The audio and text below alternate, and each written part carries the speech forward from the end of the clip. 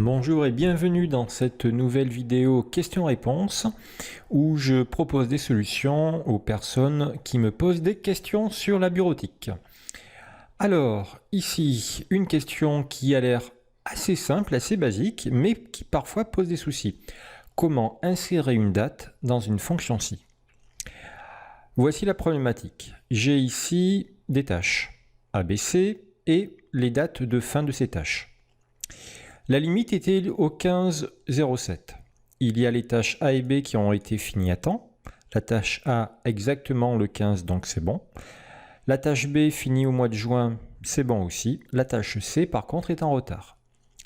Et dans cette colonne résultat, on veut afficher OK ou alors en retard.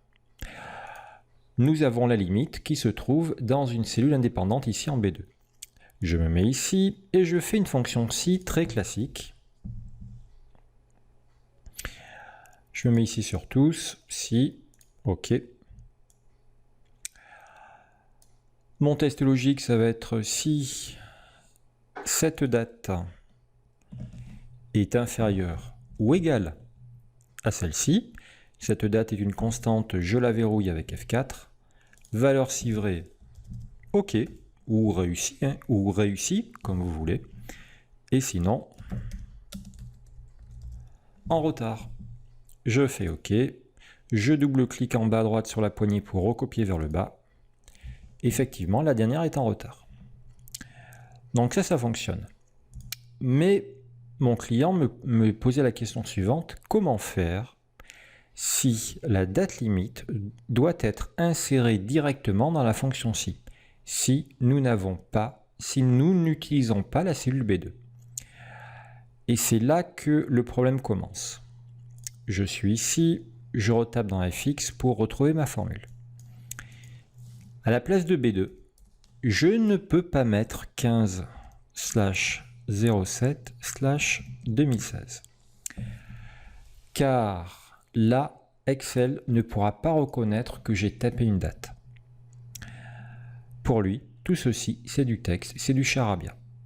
D'ailleurs, il me met faux. Si je fais OK, il me met en retard. Et si je recopie vers le bas, ça sera toujours faux. OK, je reviens. Donc ici, vous avez deux possibilités. Première possibilité, la plus compréhensible. On remplace ceci par la fonction date. Alors, si vous ne connaissez pas la fonction date, elle permet à Excel de reconstituer une vraie date. La fonction date, vous pouvez la voir, il y a quelques exemples, quelques exercices dans la playlist fonction date, tout simplement. Alors, ici, je vais reconstituer la date pour que Excel puisse la reconnaître, tout simplement. Date, entre parenthèses. Cette fonction s'écrit année, point virgule, mois, point virgule, jour. L'année 2016. Point virgule 7, le mois, point virgule 15, le jour. Je ferme la parenthèse. Et là, tout de suite, vous voyez ici qui me donne vrai. Je fais OK. Je recopie vers le bas. La ligne 2, je peux la supprimer. Tout va bien.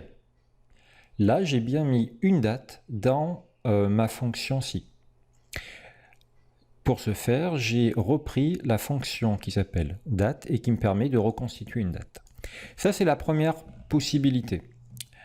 Deuxième possibilité,